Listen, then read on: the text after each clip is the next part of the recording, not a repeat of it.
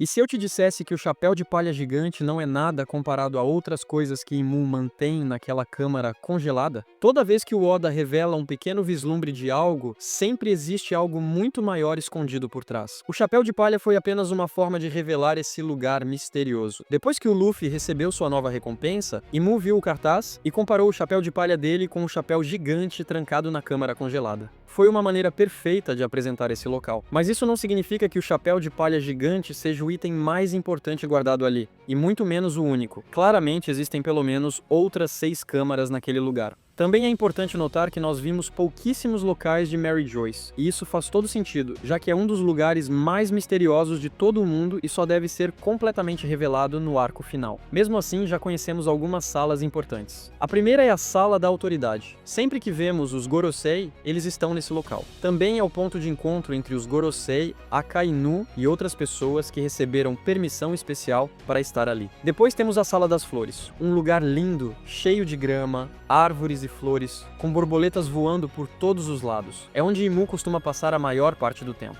E nós sabemos que existe um grande retrato de Nefertari Lili pendurado em uma das paredes. É uma sala secreta, mas ainda assim já vimos alguns personagens visitando Imu lá, como Gunko, Shebek e possivelmente outros também. Temos ainda o trono vazio. Ele fica no topo de uma plataforma com 3 níveis e há várias espadas e machados cravados no chão do primeiro e do terceiro nível. Quando Imu não está presente, esse lugar quase parece um ponto turístico. Mas quando Imu se senta naquele trono, já vimos os Gorosei, Nefertari Cobra, o Rei Heraldo e outros personagens indo até lá. Agora, o único lugar onde nunca vimos ninguém além de Imu é a sala secreta conhecida como a Câmara Perdida. Rumores entre os guardas do castelo dizem que pessoas desaparecem sempre que encontram essa sala e veem o que existe dentro dela. Esse lugar parece ser o maior segredo de Imu, e talvez nem mesmo os Gorosei ou os Cavaleiros Sagrados tenham acesso a ele. É um ambiente escuro e congelado, localizado em algum ponto abaixo de Mary Joyce, já que vimos uma longa descida de escadas antes de Imu chegar até lá. Então vamos falar sobre por que esse lugar é tão misterioso e o que pode estar guardado ali dentro. Como já foi mencionado, essa parece ser a sala mais pessoal de Imu. Até o nome dela,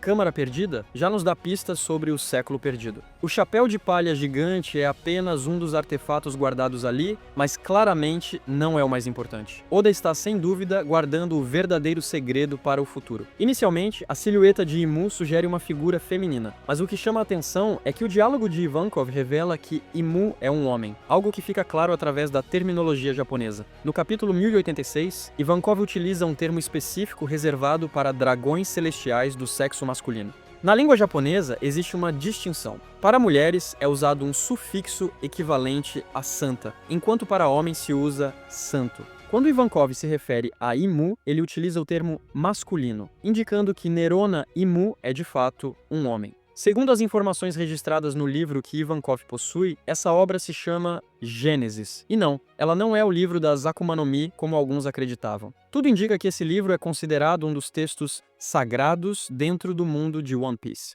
Já os Gorosei, quando falam sobre Imu, não utilizam nenhum termo que indique gênero. Eles apenas se referem a ele usando um honorífico neutro japonês. Talvez o motivo da silhueta feminina de Imu, mesmo sendo um homem, esteja ligado ao mistério envolvendo o desaparecimento da rainha Nefertari Lili. No capítulo 1084, descobrimos que Lili foi a única que se recusou a participar do juramento de nunca se sentar no trono vazio. Enquanto isso, as outras 19 famílias, incluindo a família Nerona, da qual Imu faz parte, aceitaram o juramento. Você provavelmente já sabe que o trono vazio é cercado pelas espadas das famílias que fizeram esse juramento, totalizando 19 espadas. A 20ª espada restante pode ser vista na Sala das Flores. Essa espada muito provavelmente pertence a Lili e ao reino de Alabasta. Segundo Cobra, a rainha Lili deveria ter retornado para Alabasta, mas isso nunca aconteceu. Seu nome foi completamente apagado da história, mesmo ela sendo uma das fundadoras do governo mundial. Por ter se recusado a participar da cerimônia do juramento que proibia sentar no trono vazio, podemos concluir que ela é a única que poderia se sentar nele legitimamente. E não apenas ela, mas toda a sua linhagem. Portanto, é bem provável que Imu tenha se aproveitado disso. Eu acredito que esse juramento vai muito além de simples palavras, e carrega uma força poderosa capaz de punir qualquer um que ouse quebrá-lo. Não seria razoável imaginar que todas aquelas famílias não consideraram a possibilidade de que, no futuro distante, seus descendentes pudessem quebrar o juramento. E é exatamente por isso que Imu precisava, de fato, tomar o corpo de Lili. O sucesso de Imu nisso se manifesta através do uso de 2 técnicas distintas da Ope Ope no Mi.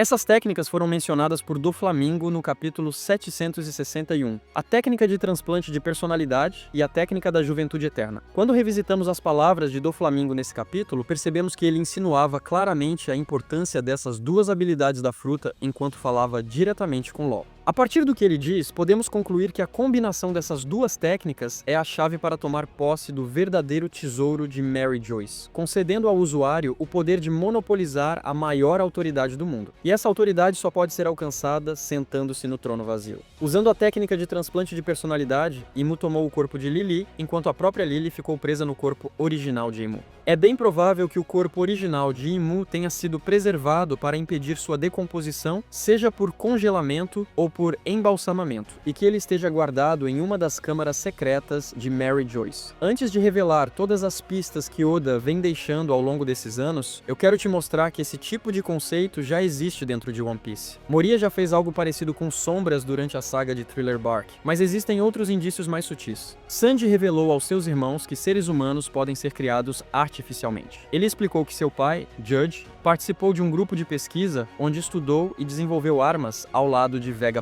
Os soldados atuais da Germa 66 são humanos fabricados artificialmente, criados por meio da tecnologia de clonagem do reino de Germa. Durante o processo, eles ficam armazenados em cápsulas cheias de fluido em uma área isolada do castelo dos Vinsmoke. Essas cápsulas são incrivelmente parecidas com as usadas pela Alcor Life Extension Foundation. Mas o que é isso? É a organização mais famosa do mundo dedicada à criogenia, com sede nos Estados Unidos. A criogenia é a prática de preservar uma pessoa, ou às vezes apenas o cérebro, em temperaturas extremamente baixas logo após a morte legal, com a esperança de que, no futuro, avanços científicos consigam revivê-la e curar a causa de sua morte. Existem dois métodos principais: a preservação do corpo inteiro, onde todo o corpo é congelado, e a neuropreservação, onde apenas o cérebro é mantido, contendo memórias, personalidade e identidade. Isso se encaixa perfeitamente com a técnica de transplante de personalidade da Ope Ope no Mi. E aqui vem um detalhe ainda mais curioso. O nome Lily pode ser escrito em linguagem numérica japonesa como 661. Quando revisitamos o capítulo de número 661, descobrimos que é exatamente nele que a técnica de transplante de personalidade é usada pela primeira vez na história, quando Law troca as personalidades dos membros do bando do Chapéu de Palha. Depois disso, Oda praticamente nunca mais mostrou essa técnica novamente. E um capítulo antes dessa troca, no capítulo 660, Nami e Chopper encontram os gigantes congelados em Punk Hazard. Coincidências demais para serem apenas coincidências.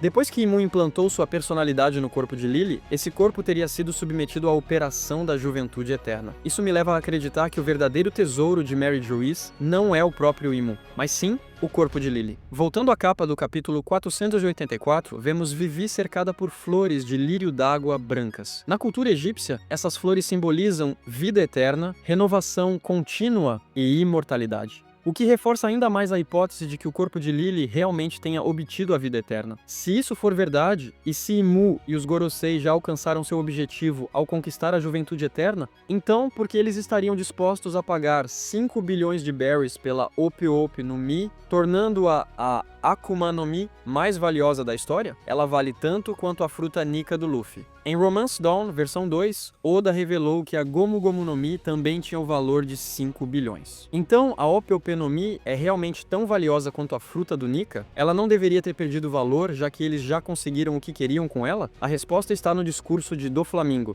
quando ele explica que as técnicas da Ope Ope no Mi permitem que alguém tome posse do tesouro de Mary Joyce, obtendo a autoridade suprema, e se tornando uma ameaça direta ao reinado de Imu. Existem muitas semelhanças entre Imu e Doflamingo. Imu é um falso deus, Doflamingo é um falso rei.